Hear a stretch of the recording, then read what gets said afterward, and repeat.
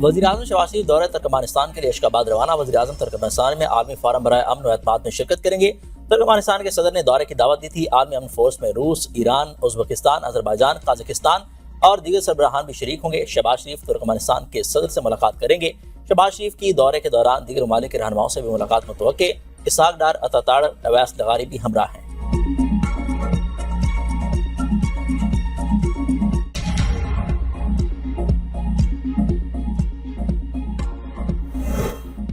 वज़ीर आला खैबर पख्तूनख्वा सोहेल आफरीदी की बानी पीटीआई से फिर मुलाकात न हो सकी। सोहेल आफरीदी नाके पर पुलिस अफसरान से गुफ्तगू।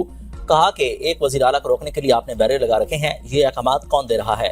मैं किसी और मुल्क का नहीं, पाकिस्तान के सूबे का वज़ीर आला हूँ।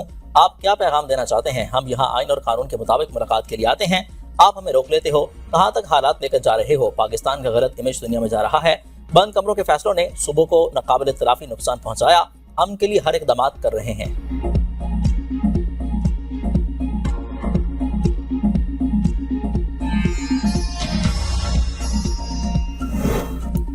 साबिक लेफ्टिनेंट जनरल फैज हमीद को 14 साल कैद व मुशक्कत की सजा सुना दी गई। फैज हमीद को 4 इल्जामात साबित होने पर सजा दी गई।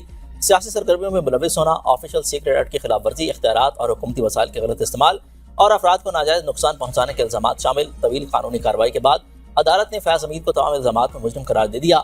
सजा 11 दिसंबर 2025 से नाफिजुल अमल हुई। ISPR के मुताबिक पाकिस्तान आर्मी एक्ट के तहत 12 अगस्त को 2024 को फील्ड जनरल कोर्ट मार्शल का अमल शुरू किया गया, जो 15 माह तक जारी रहा। फील्ड जनरल कोर्ट मार्शल ने तमाम कानूनी तकाज़ों की पाबंदी और मुल्जिम को अपने मुंतखब दिफाई वकला समेत तमाम कानूनी हुकूक फराहम किए गए।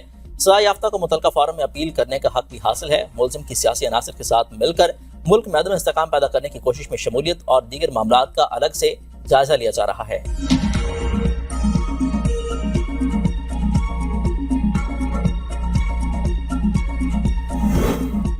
कौम कई वर्षों तक फैज हमीद साहब और जनरल बाजवा के बोए बीजों की फसल काटेगी। वज़ीर दिफा ख्वाजा आसिफ का ट्वीट में सजा पर रद्द-ए-अमल। कहा कि अल्लाह हमें माफ़ करे, ताकत और इक़्तिदार को अल्लाह की अता समझकर इस्तेमाल करने की तौफीक अता फरमाए। खुदा खौफ खुदा हुक्मरानों का शेवा बने। मुशीर वज़ीर-ए-आज़म राना सनाउल्लाह ने कहा कि मेरे खिलाफ जो जाली मुकदमा बना है, इसमें भी फैज हमीद मुलविस रहे। सजा पर खुशी का इजहार नहीं कर रहा, लेकिन खुद इस दावे पर खुश हूँ। Faiz Hamid top city case समेत जिन मामलात में मुलविस रहे सबको मालूम है। बैरिस्टर दानियाल चौधरी ने कहा कि जिन लोगों ने पाकिस्तान को नुकसान पहुँचाया उन्हें जरूर सजा मिलेगी। फैसले से पाकिस्तान को नुकसान पहुंचाने वालों की मुश्किलात बढ़ेंगी। बेटे से तनख्वाह न लेने पर एक वज़ीर-ए-आज़म को घर भेजा गया था।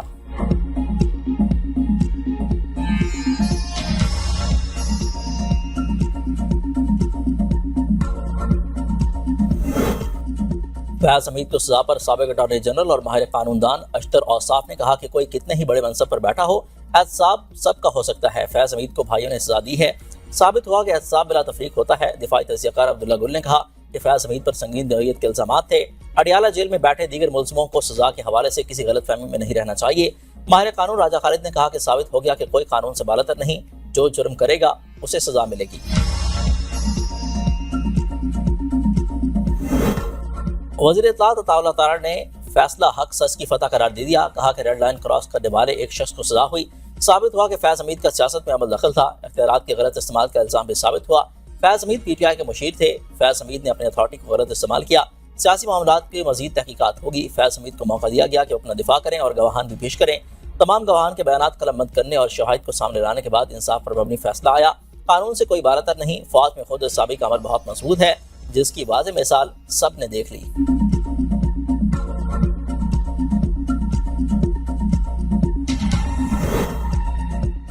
फैज हमीद को सियासत और बगावत की सजा मिली। Credit chief of defence forces field marshal Asim Munir को जाता है। सेनेटर फैसल वावडा का रद्द-ए-अमल। कहा कि बानी PTI के लिए मुश्किलात तबाही की तरफ आ गई हैं। फैज हमीद ने PTI के लोगों के साथ मिलकर 9 मई किया तो कहा था कि कोई नहीं बच पाएगा। अतर मिनल्ला जैसे लोगों का भी एहतसाब होना चाहिए। सहूलतकारों को नहीं छोड़ा जाएगा। फैज हमीद ने बहुत सी चीज़ों में अपनी डोमेन से निकल कर की। हम इदारे ने सजा और जजा के निज़ाम को खुद से शुरू कर दिया। पूरे पाकिस्तान को पैगाम मिला है कि कानून से बालातर कोई नहीं। जो पाकिस्तान को नुकसान पहुँचाएगा उसके लिए ज़मीन तंग कर दी जाएगी।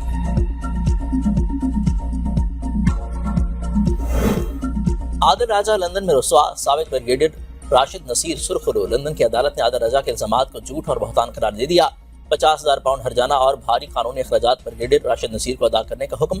फैसले में कहा गया कि आदिल राजा को 2,60,000 पाउंड बतौर अबूरी अखराजात फौरी अदा करने होंगे। हुक्म न मानने पर तौहीन अदालत, जुर्माना और जेल होगी। तमाम अदायगियां 22 दिसंबर 2025 तक करना लाजमी होगी। आदिल राजा 28 दिन तक फैसले का खुलासा तमाम प्लेटफॉर्म पर नुमाया जगह पर लगाने का पाबंद होगा। अदालत ने पंजाब इलेक्शन, मुबैना मुलाकातों और रजीम चेंज से मुतल्लिक तमाम बयानिए झूठे करार दे दिए।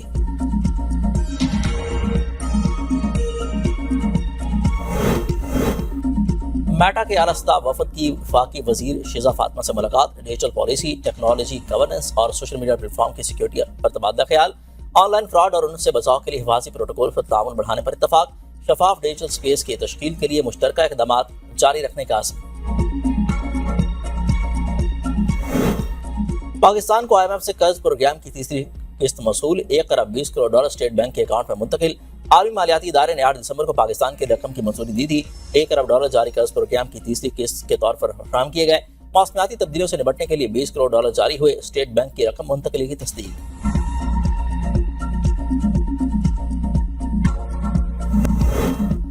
पंजाब के 39 अज़ला में 132 ब्यूटिफिकेशन स्कीमें 16 अरब 90 करोड़ रुपए की लागत से मुकम्मल होंगी। 97 स्कीमों के वर्क ऑर्डर जारी।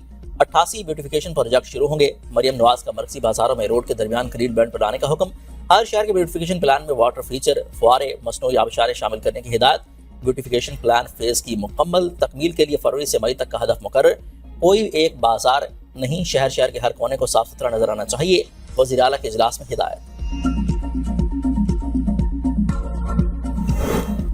26 नवंबर एहतजाज केस अलीमा खान समाअत मुलतवी होने के बाद अदालत में पेश। अदालत ने अलीमा खान की इस्तदा मुस्तरद करते हुए जमानत खारिज करने का फैसला बरकरार रखा। इससे पहले अदालत ने 20 लाख के जमानती मचल के जब्त, जमानत खारिज, काबिल जमानत वारंट गिरफ्तारी जारी किए थे। अदालती हर्जाने की रकम जमा न कराने पर अलीमा खान को तौहीन अदालत का नोटिस। अलीमा खान के दोनों जमानतों को भी नोटिस जारी किए गए।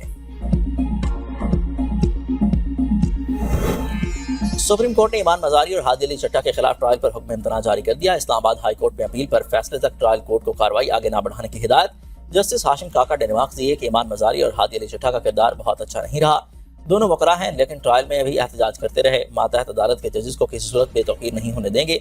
हुकूमत को भी इजाजत नहीं दे सकते जिसे दिल चाहे सजा दे।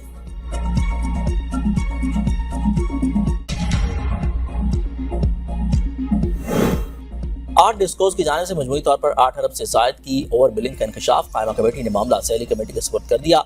रुकन कमेटी हुसैन तारिक ने कहा कि इस गरीब की क्या गलती है जिसको ज्यादा बिल भेजा जाता है। एहलकारों को भिजवाकर मीटर्स और ट्रांसफार्मर उतार दिया जाता है। CEOs किस तरह से लगते हैं, क्या ये अंडर प्रेशर हैं? इनके पास फीडर्स की रिपोर्ट्स आती हैं। सेक्रेटरी पावर ने कहा है कि ओवर बिलिंग के पैसे लोगों को वापस भी किए गए थे। डॉक्टर वर्दा कत्ल केस में अहम पेशरफ्त। मुलजमान ने वर्दा के अगवा और कत्ल के लिए किराए के कातलों को मुबैना तौर पर 30 लाख रुपए अदा किए। DPO एबटाबाद ने FIA को खत लेकर मुलजमान की माली लेन देन का मुकम्मल रिकॉर्ड तलब कर लिया। मुलजमान के सफरी तफसीलात, पाबंदियों और वॉच स्टेटस की मालूमात भी हासिल की।